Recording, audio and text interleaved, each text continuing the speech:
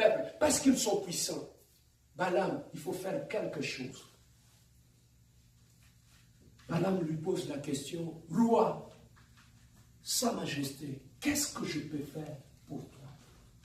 Le roi lui dira, Balaam, maudis-moi ce peuple. Maudis-moi ce peuple. En le maudissant, ils ne pourront rien me faire. Yaya, le roi avait compris quelque chose. Je vais vous dire une chose. Lorsque Dieu t'établit comme roi, quand on parle je prends l'exemple de Pharaon. Pharaon, ça veut dire maître de double de main. Ça veut tout simplement dire il règne la nuit et il règne les jours. Donc il est roi la nuit et il est roi les jours. Maître de double de main. Donc sur le plan spirituel, quand tu l'attaques, il te contrôle. Sur le plan physique, quand tu attaques Pharaon, il te contrôle. Mais imagine-toi, quelqu'un comme Pharaon, est-ce que Dieu pouvait envoyer Moïse tout simplement avec les beaux yeux pour qu'il aille sortir le peuple d'Israël? Il y a la Bible. Au monde, avant d'envoyer Moïse pour affronter Pharaon, Dieu l'avait préparé spirituellement. Il ne lui avait pas envoyé avec le parole. Imagine-toi, bien-aimé, comment un Dieu intelligent, sage, peut envoyer un homme avec un bâton affronter un pharaon qui avait l'armée qui terrassait. Amen. Hein? Lorsqu'on ramasse même des stratèges militaires, ils vont te dire que c'est sûr que Moïse ne fera jamais face à cette armée de pharaon. Parce qu'en termes d'effectifs, ça ne pourra pas marcher. En termes d'armement, ça ne pourra pas marcher. Et ils ont des chars. Lui, il a un bâton. Ça ne peut pas marcher. Face à une grande armée, il élève un homme avec un bâton.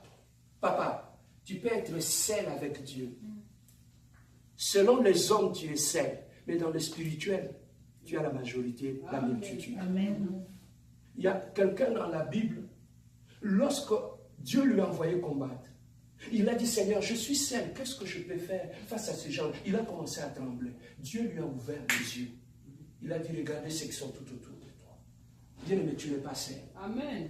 Le jour que Dieu va t'ouvrir les yeux pour voir, papa, écoute, si je rentre un peu au pays, quand tu deviens ministre, qu'est-ce qu'on va faire? On va te doter, on va te donner une belle voiture, on va te donner une maison, on va te donner la sécurité qui va être à tes côtés, qui vont te sécuriser. Tout cela, ce sont des avantages qui sont liés à tes fonctions en tant que ministre. Bon, imagine-toi, si les gens du monde peuvent s'organiser de cette façon-là, et à combien plus forte raison le Dieu de gloire? Si tu deviens un enfant de Dieu, yes, Lord, tu sais ce qui se passe dans notre vie? Tu ne sais pas. Ce qui nous arrive, tu ne sais pas. Lorsque tu deviens enfant de Dieu, tu ne sais pas quelle est la partie de l'armée de Dieu qu'on a détachée uniquement pour toi. Amen. La Bible dit, mon peuple périt parce qu'il manque la connaissance. C'est parce que tu ne sais pas ce que tu as. Voilà pourquoi tu as peur. Je pose toujours la question aux gens. Entre le démon, entre le diable et entre le sorcier et un enfant de Dieu, qui devait avoir peur de l'autre? Qui réfléchit maintenant? Entre le sorcier et un chrétien, qui devait avoir peur de l'autre? Les sorciers. Les sorciers. Oui. Allons maintenant dans la réalité. Est-ce que vraiment les sorciers ont peur de nous? Non. Ce sont les chrétiens qui ont peur maintenant des sorciers. Pourquoi? Parce qu'il leur manque la connaissance. Ils ne savent pas qui ils sont. Quels sont leurs droits? Quels sont leurs avantages? C'est ça qui fait qu'il y a un sorcier là-bas. Papa, même dans la famille, quand vous savez qu'il y a un sorcier, même les chrétiens tremblent. Amen. Hein? Amen. Papa, je faisais lire les gens qui disent ça, je dis tout à l'heure. Quand tu dors la nuit, dans les temps, les gens dormaient, ils dorment, comme ça ils commencent à avoir des visions, le sorcier vient m'étrangler. Papa, quand tu connais les principes spirituels, Ce n'est plus le temps que les sorciers t'étranglent. Moi, quand tu m'étrangles, je me lève la nuit, j'entre en prière, je viens t'étrangler aussi. Amen, c'est ça.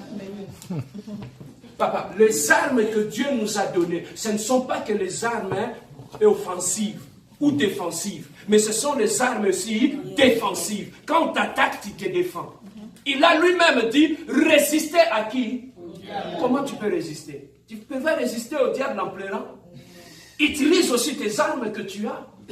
Les armes que Dieu nous a données sont efficaces, que tu peux aussi l'utiliser. Aujourd'hui, les enfants de Dieu plaident. Pourquoi? Parce que Dieu les a équipés, mais ils ne savent pas utiliser les armes. Bien aimé, tu peux avoir tu peux avoir des armes, des munitions avec toi. Mais quand tu ne sais pas les utiliser, même un petit garçon avec un petit couteau, tu sais qu'il peut te faire peur. Oui. Amen. Hein? Qu'est-ce qui a fait que tu puisses avoir peur? C'est ton ignorance. Dans la vie chrétienne, ce qui nous détruit, c'est l'ignorance. Voilà pourquoi la Bible dit, vous connaîtrez la vérité et la vérité vous affranchira. Les gens pensent que la délivrance, il faut seulement qu'on organise des réunions de prière, des jeûnes et de prière. Dans la retraite, on commence à chasser, sort les démons, sort les démons. La vraie délivrance, c'est la délivrance qui se passe maintenant. La délivrance où l'ignorance est en train de tomber pour que la connaissance puisse prendre place. Amen. Ça, c'est la pure délivrance. Amen. On peut te délivrer, les démons sont sortis. Mais quand tu n'as pas la connaissance, le lendemain, ils vont revenir, ils vont prendre le contrôle de ta vie.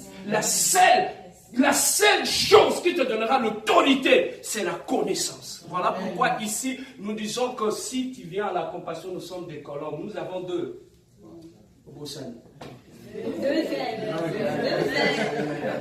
Nous avons deux. Quelles sont les deux ailes que nous avons? Il y a un problème dans la classe. Amen. Une colombe pour monter a besoin de des ailes. La connaissance et la prière. C'est ça qui te permet de monter, de prendre de l'altitude. Un chrétien qui veut prendre de l'altitude, il a besoin de deux ailes de la colombe. La connaissance et la prière. C'est ça qui fera que tu puisses quitter le sol et monter dans l'altitude.